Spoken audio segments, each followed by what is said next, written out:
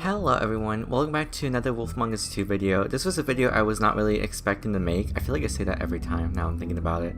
But in all honesty, I really didn't expect to make this video just because of the fact that no one's really talking about it. Like, yes, this talks about it, but like no one's mentioning Wolf Among Us 2 specifically, and I thought it would be nice to give my thoughts and opinions about it.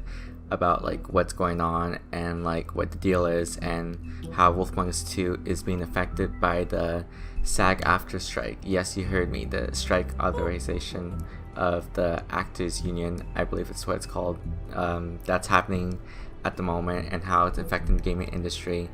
More specifically, I'm going to be talking about Wolf Among Us 2 and its involvement. So, in case you guys don't know, the SAG-AFTRA strike basically has actors going on strike for better payment, I believe, is one of the factors, and this is for the reasons of AI taking over the industry. And with this industry, basically I know that certain companies are using AIs to like avoid giving work to people, and AI is literally just like a free alternative. I think that's how the strike happened at first, and interesting enough.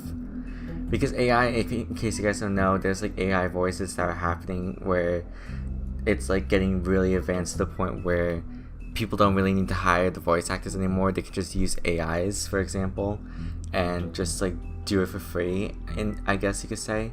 So that's why I personally found like really interesting about this and why I want to mention it. In case you guys don't know, the gaming industry is actually being affected by this now. It seems like, well, as far as I know, it's not being affected right now, but it's going to lead up to them being affected, and it seems like it's most likely happening. And I'm going to be mentioning to you why Wolf Among Us 2 is possibly going to be affected in terms of development, and it may not be released as soon as we hoped, even though it got delayed so many times because of COVID and Telltale going bankrupt. It's insane, the development process. But yeah, the gaming industry is being affected. The list of the gaming industries are Activision, Blindlight, Epic Games, EA, Insomniac Games, Take-Two, and Warner Bros. Games, and so on. I mentioned Epic Games. You heard me. Epic Games is funding the Wolf Among Us 2, at least that's what my understanding is. That's why the Wolf Among Us 2 has like a Epic Games exclusive, because I believe Epic Games is like funding the Wolf Among Us 2. I don't know if it's like for development, but I know for sure that they're gonna be getting revenue for having their game being published on Epic Games exclusive. If Epic Games is in charge of Wolf Among Us 2, not in charge, but like they're like, you know what I mean, like they're like in a way in charge, like in terms of like funding, maybe a little bit. Epic Games is most likely gonna halt the Wolf Among Us 2's development because it's still being developed right now. The development has not finished yet, which is why it got delayed. If the development is not finished at all, then it's most likely production most likely is gonna stop, and it's gonna take a while for Wolf Among Us 2 to be released.